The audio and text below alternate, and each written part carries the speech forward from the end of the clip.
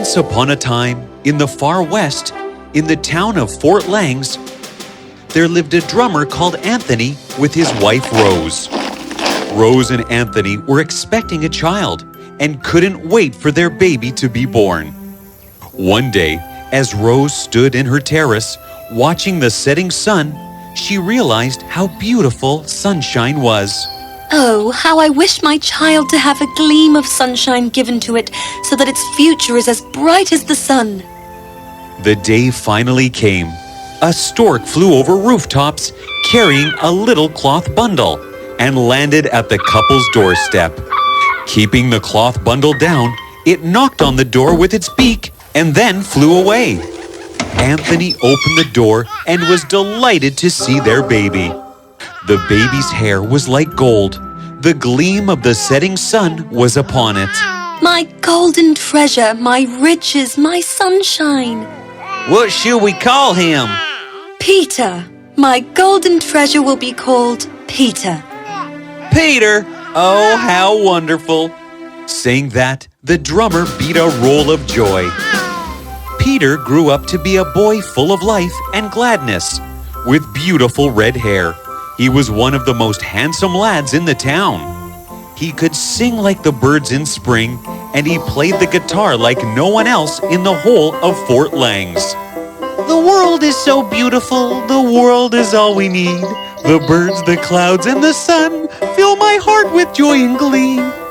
Oh, my golden treasure has such a beautiful voice. He should become a musician and sing in the palaces of kings and queens.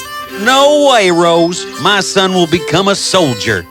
He would wear a uniform, carry a gun, and march 1, 2, 1, 2. Also, his hair is red and not golden. But Peter knew in his heart that he wanted to be a musician more than a soldier. It so happened one day that Banjo, the town musician, was passing by the town market when he suddenly heard Peter singing. I love the sun is bright, let it shine for eternity, and give us life, and give us hope, and let us dance and sing, and let us dance and sing, and let us dance and sing. Banjo was blown over Peter's talent. You there, mister, what is your name? My name is Peter, sir. Peter, you have a really nice voice, and what you do with that guitar is phenomenal. You should be a musician. As much as I appreciate your kind words, I am afraid I will have to become a soldier. A soldier? Good heavens, you are no soldier. Don't you see you have such an amazing talent? You could become the best musician in the whole kingdom, let alone Fort Langs. Father won't let me. Saying this, Peter hung his head low and walked away, leaving Banjo concerned. Days passed, and soon it was time for Peter to bid farewell to his parents. Goodbye, Father. Goodbye, Mother. Oh, my golden treasure, come back soon. May you return harmless. And with a medal. Remember, nothing would make me prouder. Peter let out a deep sigh and left. Peter joined the rank of his fellow soldiers. The battle soon started, and it went on for days. Peter soon realized that wars only bring devastation. At last, the war came to an end, and peace was signed by the generals. Peter returned home, vowing to never take part in any battle ever again. Oh, my golden treasure! You're back! Your blessings have saved me, Mother. Look, I came back without a scratch. And the medal? Oh, without that too. It's okay, my son. I'm sure you will get it in the next war. There will be no next war. Wars only bring destruction and devastation. And I, for one, would not participate in something so wrong. What? Then what are you going to do? I will become a musician. I will never allow that. Do not trouble my golden treasure anymore.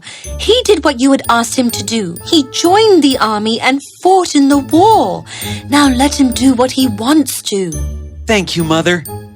Well, do what you want. Just know that I am disappointed." Saying this, Anthony walked away. Peter was sad, but his mother consoled him.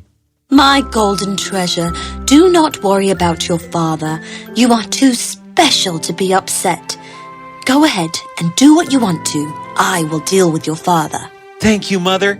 You are the best. So the next day, Peter went to Banjo, who was too glad to see him. "Look who we have here, the talented Peter.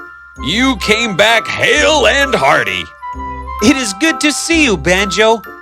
"And it is good to see you too, Peter. Tell me, what brings you here?" Peter explained to Banjo about his experience in the war and how he has vowed to never go back again. "Father is upset with my decision, but this is what I have always wanted to do." "Finally, you took a stand for yourself. We should celebrate to your new beginning. Linda!" Linda was Banjo's sister. She entered the room, and seeing her, Peter was mesmerized. "Peter, this is my sister Linda. Linda, Peter." Peter and Linda looked at each other and smiled. "Linda, we want to celebrate. Would you be kind enough to bring the best desserts from the kitchen?" Sure, brother. Over the next few days, Peter would play his guitar and sing at Banjo's house, where ministers and other royalties often came. Everyone was impressed with Peter, Linda especially.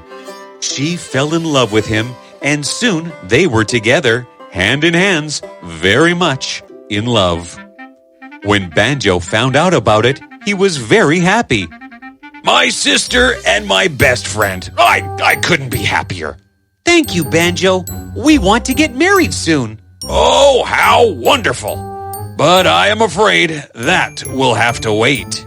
Peter and Linda were concerned. "And why is that?" "Your Excellency wants you to play at his daughter's wedding." "That is excellent news." Peter thanked Banjo, and as he turned, he saw that Linda was not in the room anymore. Peter understood that she was upset, but playing for the king in the royal kingdom was something he had always wanted to do. He went home at once and told his mother everything. She was ecstatic and made him the best food for his journey. He bid them farewell and left. Peter played at the royal wedding, and everyone cheered and clapped. He became famous. The kings and queens of the neighboring kingdoms who had come to the wedding wanted him to play at their kingdoms too. Peter humbly accepted their requests. And soon he went from kingdom to kingdom, playing his guitar and singing his songs. He became so famous that people started calling him Peter the Red-Haired Musician. But despite of the fame and recognition, Peter longed for his family and Linda. After the last wedding of the season, Peter set out on his journey back to Fort Langs. Throughout the journey, he kept thinking about how he had finally achieved what he had always wanted to do. When he reached home, his mother dropped the utensils and ran to hug him. Oh, my golden treasure, you are back. "Yes, Mother, I am. And see what I have brought for you?" Peter handed over the bag that he was carrying. It was so heavy that his mother had to keep it down. When she opened it, she found that it was full of gold and pearls and rubies and diamonds, glittering and shining. Oh, we are rich. Our son has brought us a fortune. Anthony, however, was not impressed. He sat quietly in his rocking chair, looking out the window. Peter walked up to him and removed a medal from his pocket. "Father, this one is for you. I was awarded this by the King of China." Anthony took the medal and looked at it as tears rolled down his eyes. He stood up and hugged his son. "You have made me proud, son. Rose, see, I told you. He should pursue music." The three looked at each other and burst out laughing.